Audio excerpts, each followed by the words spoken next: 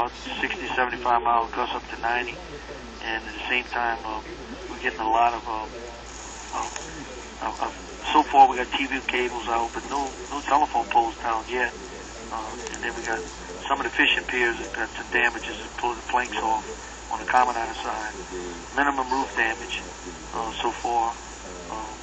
And again, what's confusing is you got a lot of current going out of Commandant Pass. The water's really going out, but the wind's blowing 80 miles an hour average. It look like coming out of Commandant Bay, pushing some serious 5 to 6 foot swells, coming into hitting the rocks and then coming over the roads.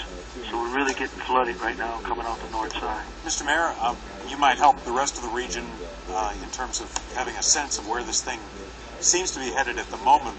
Do you know, have you been outside enough, or can you look outside? Where are the winds coming from, and what does that tell you about the direction at this point? Well, John, with all of us here, we got to, between the firemen, we've been saying all along that we've been having north winds, northeast. And the latest we've been seeing it since about 12 noon, and then the winds have been gradually picking up, and now it's just like a big cold front with 90-mile-an-hour wind. It's coming out straight out the northeast. It started off at northeast. It looked like, I guess, as the eye's coming up, we're getting more and more north winds, and it's pushing, from Barataria Bay all the way to Commandant Bay and coming on the backside of the island. Which would imply perhaps that western, although it's kind of moving north at the moment, straight north in the last report. Another one will be coming up in a matter of minutes.